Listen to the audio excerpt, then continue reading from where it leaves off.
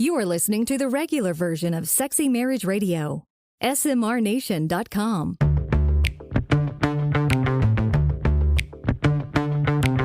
You've turned on Sexy Marriage Radio, where the best sex happens in the marriage bed. Here's your host, Dr. Corey Allen. So we have some big news to start off the show here at Sexy Marriage Radio. Okay. We've been alluding to the idea of a video course, the Rekindle and Connect course that's coming. It's launching November 10th. So that is 1 week from right now. As the time this show is airing. So November 10th, 2021, it'll launch. And the reason that date is specific and important is we're doing something we've never done before, which is a 48-hour flash sale when it first goes live. Cool. So it's the only chance you're going to have to get it as cheap as it's going to be with this sale. And so if you're hearing this and it's before November 10th, fantastic. Right. Get on it. We're excited about Look ahead. Go to smrnation.com/rekindle, and you'll see more about the details of the course and what to expect. Right. And you've been sending some emails out about it too. So hopefully you'll see that. Absolutely. So that's what's coming, and we're pretty excited about that. Yeah, we are. To think that it's a cool little product that we're going to have, and there's more coming after. So useful. It's great information. Absolutely useful and can benefit your marriage and you individually. And this is another thing that was kind of funny to me, babe, on a completely different subject, that on a Sunday morning I got out to go pick up some donuts for the family, some kolaches and donuts. We had a whole bunch of family in town. And I'm not quite sure what to do with the fact that my donut lady said, "Man, you look like you lost weight." Right. Did you notice I haven't been in the donut shop as much lately? Maybe that's that could why. Be a big factor as to why some of that weight went down. But it's kind of comical when your donut shop lady knows you well enough to you've slimmed down. The question is, did she say, "You look smoking hot now"? This is Sexy Marriage Radio. We're so excited that you came and joined us here today. And coming up on today's regular free version and extended version, because this is one of those episodes where everybody gets the full show. Fabulous. It's a conversation that I had being joined by Dr. Jennifer Finlayson-Fife again. And what was fun about this conversation with her is I had a topic in mind that was going to be about the idea of the phenomenon of couples that will say, we have a really great marriage, except X. Right. Our sex life or our communication or something, except insert blank. And what does that mean? Because does that mean it's a great marriage if there's a part of it that's really not great? So we kind of started there, but where we landed is why I'm titling the show the way I am, is we got into a little bit more of a deep dive on the idea of resentment. And what do you do with it? Yeah. What does it mean? And she's got some really good thoughts on that towards the latter part of the show. Can you even pinpoint that you've got it? I should have asked that question too. Well, I should have been there interviewing her. All that's coming up on today's show. Well, it is always a privilege and an honor to welcome to the show Dr. Jennifer Finlayson-Fife, who's a colleague of mine, a friend. We're legacy people in the sense of what we were just talking about before we hit record, of kind of looking at what's our mark and meaning on the world. And Jennifer, you're making a good one. And so I'm glad that you're a part of the show again. So welcome to Sexy Marriage Radio again. Thanks for having me. Absolutely. And so, you and I have a lot of the similar training, if you will, and with all the stuff we've done with Dr. Schnarz and the clientele we have, there's a lot of overlap. Yeah. And one of the things that's always such a privilege to me to have you on the show, and then the conversations you and I have had offline at times, it's just the challenge of seeing it slightly different, but it's still the same framework or lens, right? Yeah. And so what I'm thinking could be beneficial for today, Jennifer, is I come across this, and I'm guessing you probably do too, of a couple that it's not necessarily somebody coming to see me for therapy or for coaching, but it's interactions with people that will say, we have a really good marriage. It's even a great marriage, but we really struggle at sex, or we have a really great marriage, but we can't parent worth a darn with each other. Or, so they kind of do the pie chart, if you will, of, Yeah. What would be 7/8 of it is fantastic, they say, but that 1/8 isn't. And so I'm curious, does that jive with when you hear that? What goes on in your mind? Yeah. So I do definitely get that kind of presentation. And I do think that in some ways it confuses people because it's only 1/8 of the pie chart. So why does all of it feel infected? Okay. With what's lacking? Now, I do think people try to frame it as we're really good friends, we parent really well, so we just got this one little issue. But I think there is research that shows that when the sexual relationship is not working well, it has more negative impact than than positive effect when it is working well. And I think the reason for that is because of the meanings of why you don't have a thriving sexual relationship, then shape what it means to be good co-parents or anything else that you do together well. So I guess what I'm trying to say is that if people got married with the framing and understanding that this is a co-parenting relationship, well, then they would do fine without a sexual relationship because that's all that either one expected. Right. We're going to be good roommates, we're going to run a household well, and we're going to co-parent well. And if they do that well and they're friends in the end, fantastic. The problem is that most people don't get married under that assumption. Even low desire people want to be wanted. Now, that's maybe different than whether or not they want to have sex. But what's the problem in a marriage that's not sexual or not sexual enough that they're going to a therapist or coach for input is that there's this sense that at least one of the two doesn't feel desired. And there's a sense that there's limits on how much you can show of yourself in the marriage, how intimate it really can be. And, I think there's a lot of couples that collude in a low sex marriage. Even the high desire person is often okay with marrying somebody who has a lot of anxiety overtly about sex because they themselves are anxious about it. So they participate in a more sterile relationship. But I think that sense that they aren't dealing with something or addressing something that's a part of marriage then makes them recognize that something is lacking, that something's dead in the marriage. Okay. And so in essence, the way I'm hearing all this, Jennifer, is the idea that we go into this with these lofty expectations, if you will, because if we had a little more realistic or compartmentalized, as if like we would a partnership, if you will, because marriage is an all-encompassing thing that is the trend has changed to where there's a whole lot more expectation placed upon the marital dynamic and relationship and spouse than ever before in history. For sure. So it used to be just like a survival relationship. You're out there on the frontier. Yeah, absolutely. It was even early culture. Once American Industrial Revolution came along, it became a different concept, but it's now even magnified more. Yeah, right. But so it's almost like when we come into it and these lofty goals all of a sudden get burst because the reality sets in.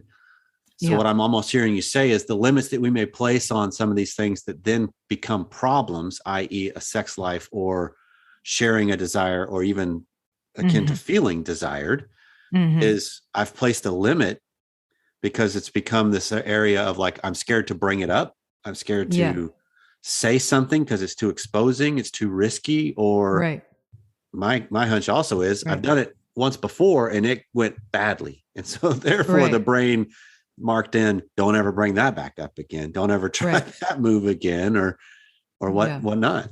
Yeah, exactly. So I do think it's true that we place way more demand on what a marriage should be than we used to. I mean, frankly, you didn't even have to really like the person. You just had to be good coworkers so that you could survive on the frontier, and reproduce together and so on. And as those economic demands and survival demands have lessened and, perhaps other factors, we've really tried to make marriage everything. And while where that's really problematic is when we go to marriage with the idea that you, spouse, are supposed to make me feel like $1 million all the time. You're supposed to make me feel good about Right. me. Now, on the other hand, what I would say is we're freed up to do, outside of that idea of an entitled position around what a marriage partner should be for you, there is a human drive, in my opinion, to find a special other and to have a real friendship with that person. I think we all want to be accepted and valued by one other special person in our life. I think there's a real human drive for that. Okay. When we approach it from entitlement, it goes really badly. Right. Why don't you desire me even though I reject me? Why don't you get it together and think I'm great? Okay. Versus refining ourselves to be people capable of intimacy and become capable of letting ourselves be knowable. And that's scary stuff. So we all want validation. Who doesn't want it? And if you can lock somebody in that's promised God, they'll validate you forever. Great. Yep. Because now you can beat them with that idea. Yeah. Where do I sign up? Let's do it. Right. Exactly. Who doesn't want that? But if you think about what marriage is really, it's like a promise to God about the kind of person you're going to be vis-a-vis the other person. And that's committing to growing yourself into somebody who's capable of loving someone and sharing yourself, sharing the entirety of yourself, inclusive of your sexuality. That takes a lot more self-development. Takes a lot more acceptance of oneself, that your spouse is not going to provide for you, but work you do within yourself to be able to share who you are without the demand or promise of validation. Okay. And so a lot of us step back from that and say there's something wrong with the marriage, Right. when really the marriage is just exposing the limitation in the couple. And do you also get this from the people you work with initially, that they hear the idea of other validation and self-validation, right? That we come into a lot of things with this other validation mindset, and that's what's wreaking havoc. That's what you're kind of alluding to with this idea of, that's what's going to happen in my marriage, is you're going to constantly make me feel good about me. Yeah. And I love your phrase of, even though I don't feel good about me, you'll see past that. Right? You should, or you're getting in trouble. Right. But don't use, because I think one of our human tendencies is, I think, well, if I'm not supposed to be other validated, that means I'm supposed to be 100% self-validated. And I think that's an overreach. Yeah, too. I don't think it's quite the right idea. And first of all, there's nothing wrong with validation, because a lot of people are like, well, is it bad that I like? No, Right. No, not at all. Any good romantic relationship has a lot of validation in it, but it's coming from someplace honest, not out of a pretense of validation. There's some therapy models that are like, okay, you say all this, and then your spouse is going to be coached into telling you everything you think is valid. And so it's kind of a collusion with the therapist in kind of lying to each other.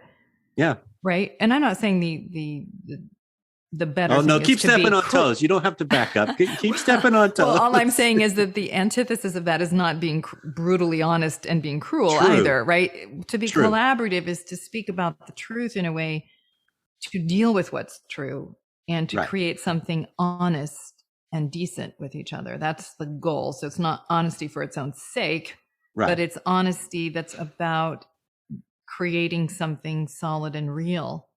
And that's scary to do. So we, in our natural response, is to step back from that. But now I've lost why I started talking about this. Well, no, I want to jump on this. Yes, but I want to jump on this Yeah. just real quick, because I think one of the things you're describing of being able to start to say things to each other that's honest, also at the same time includes self-honesty. Yes, that's exactly right? Of my own blind spot awareness. That's and right. at least a willingness to admit I do have those. Right. You can't. Because that's another component of it. Because some of us think, oh, no, I see myself completely clearly, while everybody else is going, yeah, no, you don't. Right. I'm like, your friends don't agree with you on this. Your wife doesn't agree with you on this. Right. I mean, that's important data. Okay. So, but yes. So the self-validated is not that, like, it's not the John Wayne approach to life where you're like, I don't care what anybody thinks. I think I'm great. It's not that. It's a self-honesty that you're willing to really deal with and be honest about who you are. Right. And if you're going to make sure you're going to get acceptance before you say something, that's what other validation is. And it will always limit how honest the relationship is. If you're able to tolerate being knowable, which is going to be very humbling a lot of the time, because we also like our ideas about ourselves, and then there's reality. And so it's a willingness to see what's real and let our minds get course correct, to get clear about who we really are and what we really are capable of, and whether or not we're such a lovable or desirable person at all times. And that's self-validated intimacy.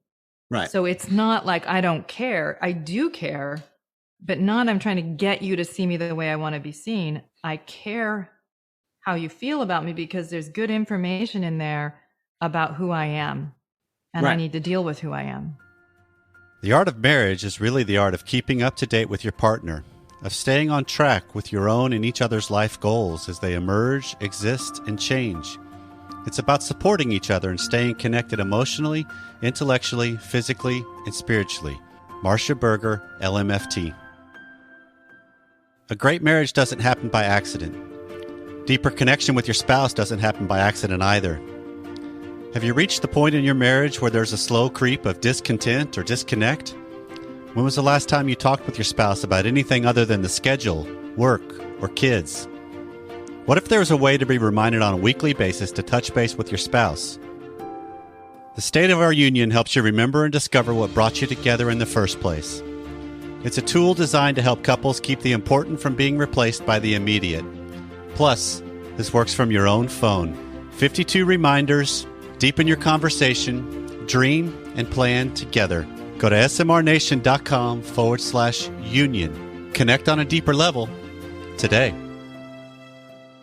So let me see if this makes sense. This is also just for the sake of the nation that's listening, because some of the stuff that I've come across when we're talking about schnarz is how do we apply it, right? Because it's one of those that can be very conceptual. It's such a very great, it's such a very clear way to view what's going on, but applying it is different because it's what you're touching on. It's scary as can be.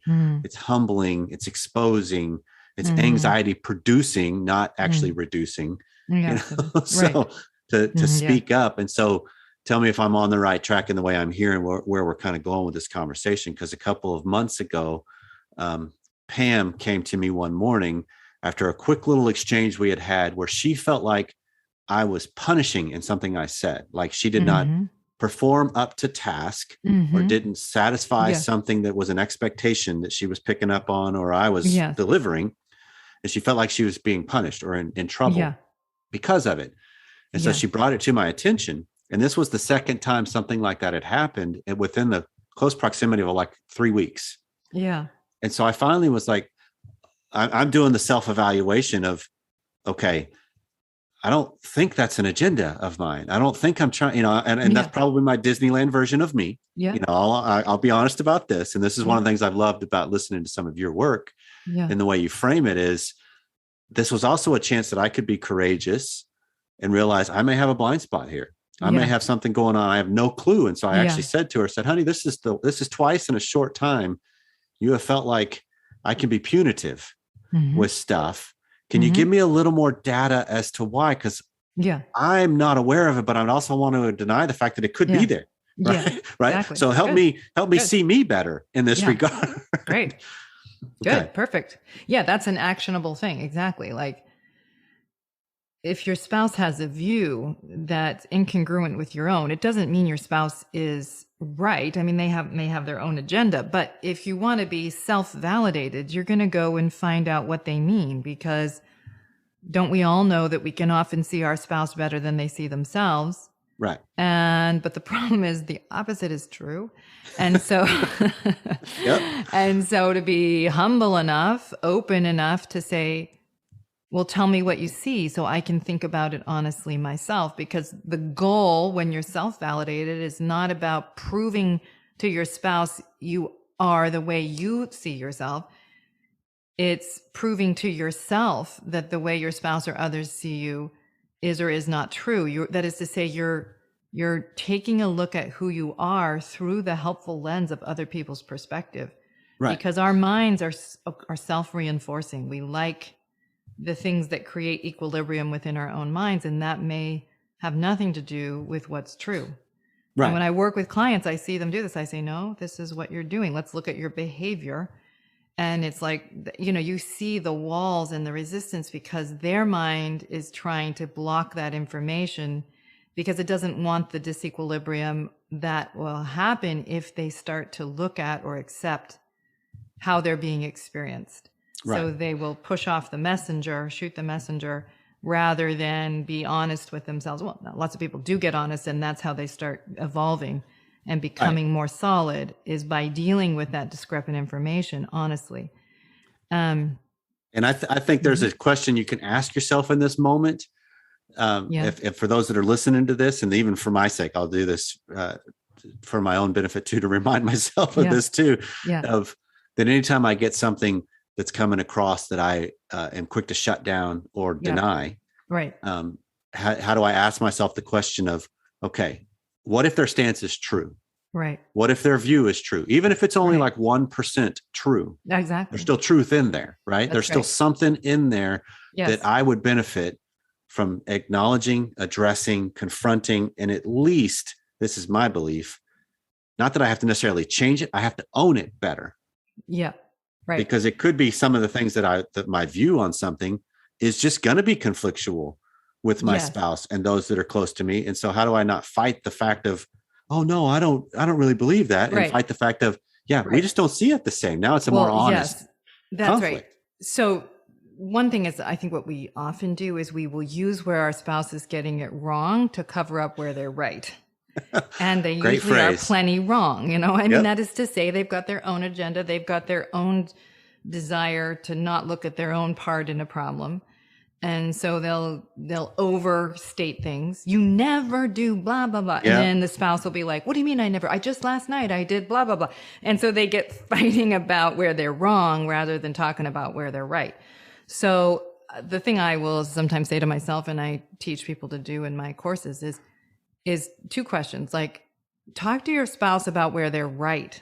Don't lead with where they're wrong. Talk to them about what they're getting right.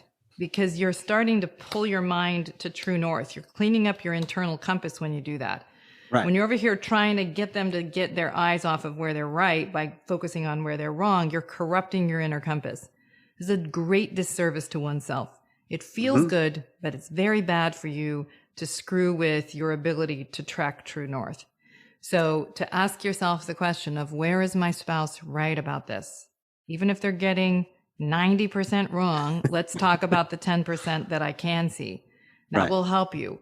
The other thing I will say to myself, this comes from a book I read about communication, but I can't remember the name of it, which is, what am I pretending not to know about my role in these circumstances? Right? So what do I know is my contributing part, even if I'm not responsible for all of the trouble? What do I know has been indulgent on my side or hasn't been fair? Because again, the more you can get anchored into what's true, you think of it as like creating a real foundation, the more stable things can get. And the more you can tease out the other stuff. So to make it actionable, like, be honest with myself. Yeah. Yeah. And that's such a huge difference. Yeah. Because I think that's the thing that most people, when they first, this was even my own experience, maybe when I first learning about the whole concept of differentiation, is at first it sounded so scary because it's like, wait, you want me to address conflict by actually leaning into it more, by actually even running to it, if you will. Exactly. Rather than realizing when I do that and it's honest and it's truly from the best in me, as Schnarz would refer to it, it'll settle. Right. Like your anxiety starts to settle because now it becomes much more tangible, much more real. And then you're dealing, this is the way I frame it. It's akin to exactly the way you're describing it. Then you start dealing with what's present, not what's missing.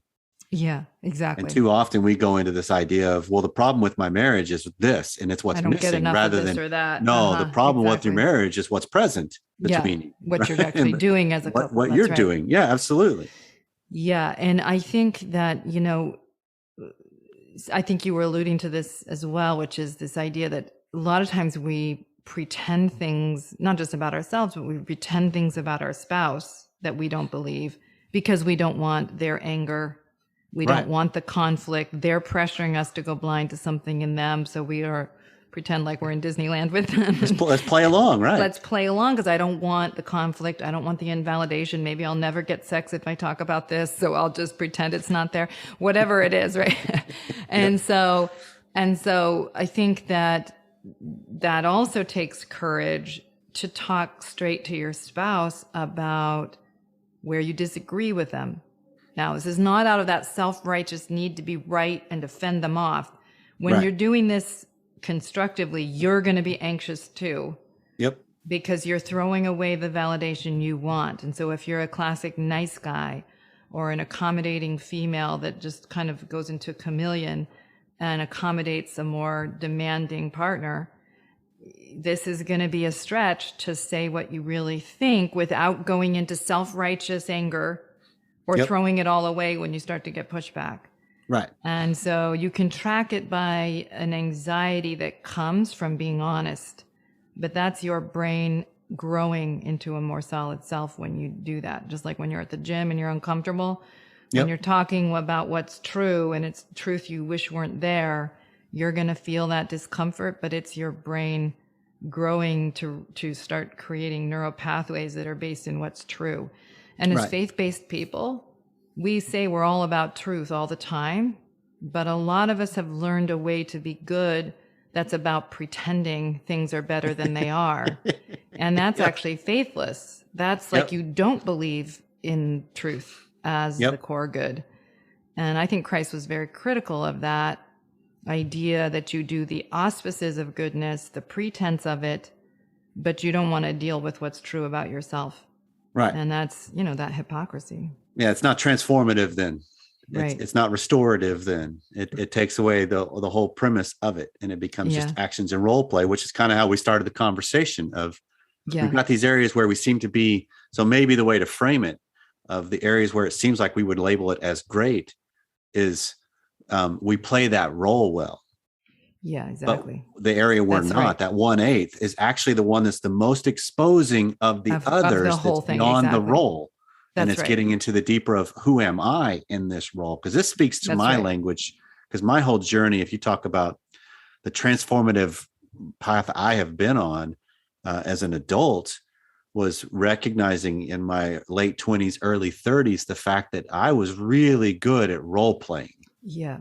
Pretending. But I was not good at being in my own life. Yeah, exactly. And so it took some serious kind of self-assessment, humility, confronting it's very hard. Almost disaster in marriage to realize I got to grow myself up and I got to deal with life better. And that's when schnarz came along for me because it gave the perfect framework of like, this just makes complete sense. How do I get better at this? And like so many of us are living other people's lives in pursuit of validation. Right. And it may look really good, might get a lot of validation, but it's not coming from something authentic in us. And so it drives resentment and a sense of disappearing. And it's not compatible with intimacy. It might be compatible with the auspices of a friendly marriage, but it is not intimate. It's not honest. And so let me pivot. I think you're right. Yeah, go ahead. I want to pivot real quick on, because I remember in one of your classes that you spent some time on the concept of resentment. Yeah. And how it actually is a good signal. There you go. I was thinking messenger. The signal's better. Let's talk about that some, because I think that can be incredibly beneficial for people to understand there's something going on that you can use that for. Yeah, well, I think resentment is a signal that there's something that needs to be addressed in your life. And I think it can take one of two forms, but it is the canary in the coal mine. And so paying attention to it. It can be that you're just being a baby, okay? And let's just rule that one out first, is that you're saying yes to things, but then pretending like somebody made you do it, as opposed to you really did choose something, and you're not taking responsibility for the fact that you've chosen to do something that's hard or inconvenient, but you really did choose it and you'd choose it again, but you're trying to use it to get attention or validation that you're good or you're whatever. And so you need to just, so say to yourself, like knock it off. that's like the one down approach to try to capture That's and right. control something. That's right. It's the martyr, poor me. I'm doing this thing even though I really had a choice to not do it, but still poor me somehow. And that's maddening for people in relationship to that, because you say yes, but does she really mean it? Does he really mean it? Am I going to pay for this later? It's like, no, I don't want anything from you because you're a drag to get things from because you make me pay for them. So we can be resentful in that indulgent way. Yep. And then resentment can also be that there are things that matter to me that I'm not being honest enough about, that I'm giving up too much, that I'm kind of making the other person responsible for the fulfillment of my desires or making room for me, and they're not doing it. Right. So a lot of us kind of instinctively yield, especially if we've learned the idea that that's Christ-like, to just, yield no matter what. But we often have a covert expectation that people will look out for me if I'm looking out for them. And that's just usually not true. We teach people how to be in relationship to us. And if we keep devaluing ourselves in an interaction, we teach other people that they can get away with that. And then they're not malicious necessarily. They're just, you're not holding up what matters to you. And so that resentment is a signal that you may not be operating sufficiently from a self-respecting place. And you're looking for others to manage that respect of you. And it's not their job as much as it is your job. And that's how we started it, of I want you to respect me even though I don't. Yes, exactly. And so on my social media yesterday or the day before, I just did a quote about, it's often easier to resent a spouse for the respect we don't get than to respect ourselves enough to stand up for something that really matters. That's the self-validation. Yep. To move forward and say, hey, I'm saying yes to too much, and it's undermining us as a couple. Right. Mm-hmm. Yeah. Okay. So if that's one, right, on this idea of there's a martyr to it, or there's the poor me. Yeah. What else are the signals? Those are two. So martyr's like almost blatantly indulgent. And then this other one is more like one down, instinctive, giving it up. It's not so much like a superior martyr. It's more like I'm disappearing. I don't know how clear I'm being about the distinction between those two, but that's more like I've got to take up more space in this marriage if the marriage is going to thrive. But it doesn't have all that one-up victim-y stuff necessarily. Okay. It just means I've got to move towards some hard things that are scaring me. But that resentment is a signal that I'm not in alignment internally, and I need to figure out how to get there.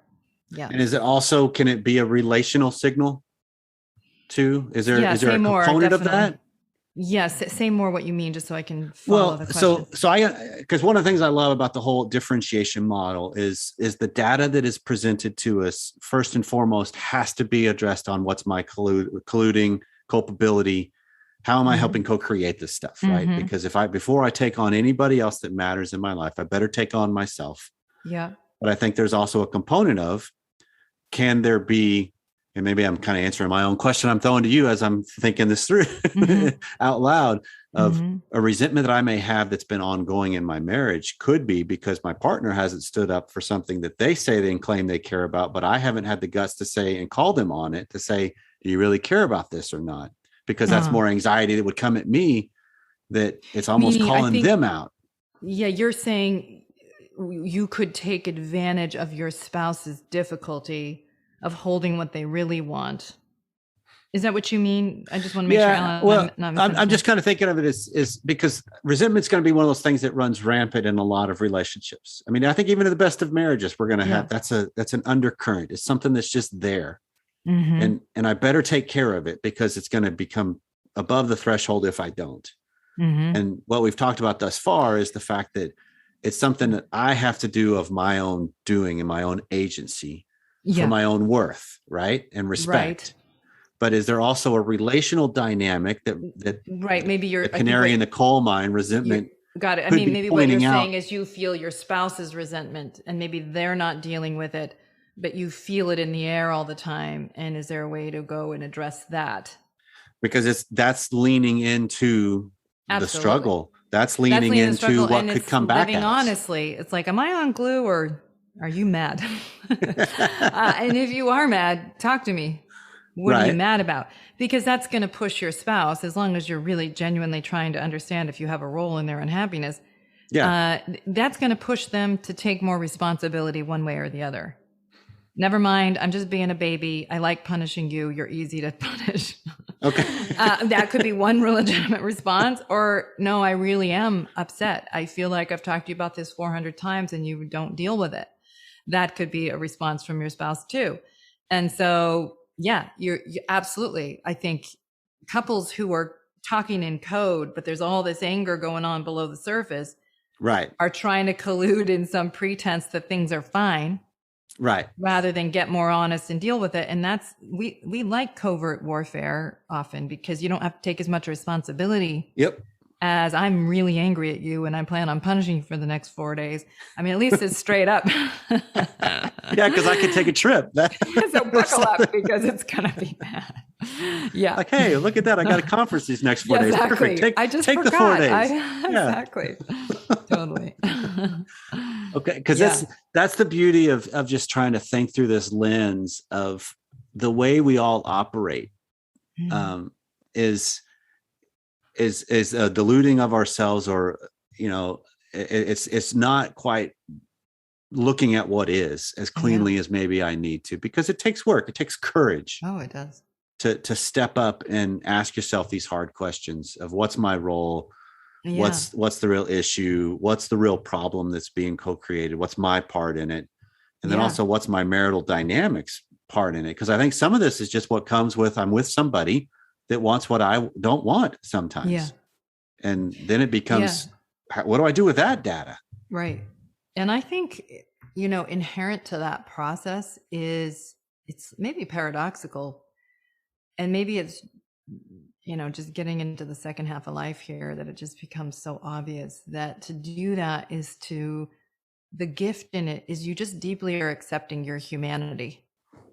You don't have to pretend anymore that you get things right all the time and that wasn't what you meant or any of that stuff. You can just be more like, oh yeah, that's true. That's not cool. I'm sorry about that. It's just, there's just more ability it's not big news that you're a human being and that you do things stupidly sometimes. And so you get more able to handle it, which means you get more able to walk towards it, course correct, do the right thing, because you don't have so much ego in it. It's just more like, shocker, there I went being dumb again. Yeah.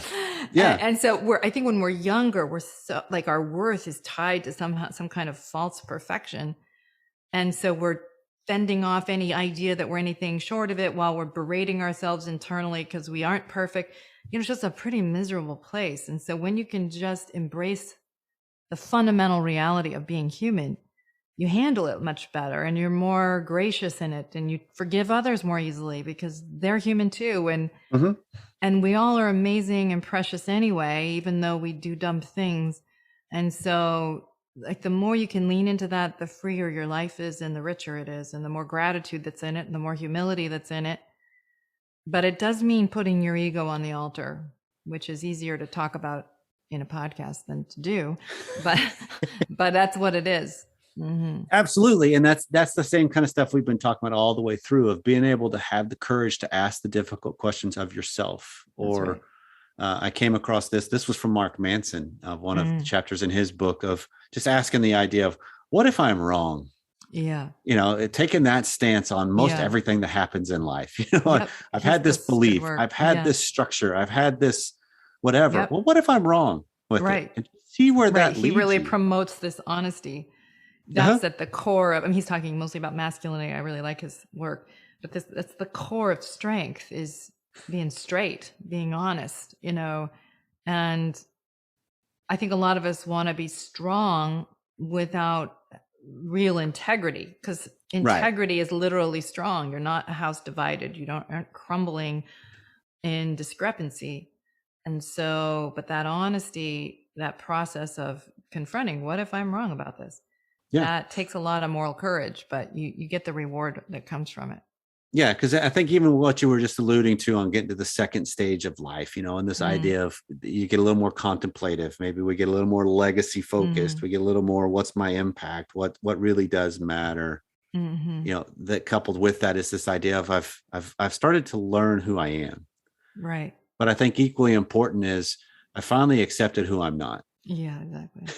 Yeah. Right. That I don't Right. have to be everything to everyone. And I don't have Yeah. that I have a limitation, and that's okay. I don't have to have this impact with this and be this person for this person. And it starts to just become a much more solid. That's the word I've landed on. It seems to resonate with a lot of people. Yeah. On just the goal is just being a lot more solid in who I am, which means I'm felt and I'm experienced, warts and all. Yep. Exactly. Yeah. Right.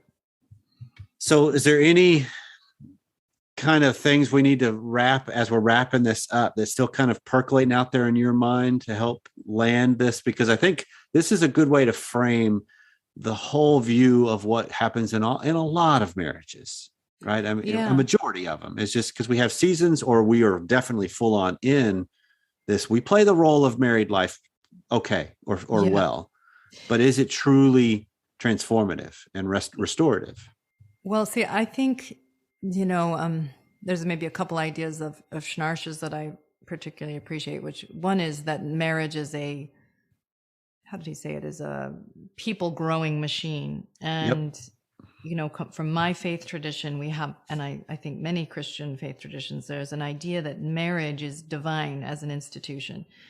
I think one of the reasons that resonates with me is that marriage pressures your development because you've got somebody there showing you your warts and saying, hey, it hurts when you do this. That's not nice, And so that is about giving yourself more information about how to refine who you are and to expose your limitations in being able to love. And it helps us get out of our self-delusion. So I think that we have the possibility to relate to marriage, not as a prison, not as some guarantee that somebody's going to love us, even if we're being dumb and immature, but to see it more as a mechanism God's given us to grow ourselves into more refined people. And giving purpose to that struggle helps tremendously. That's the second idea of schnarches, which is discomfort for growth. That when you have a purpose in it, I'm not just being uncomfortable because life's miserable till you die. Okay, well, that's very hard to tolerate.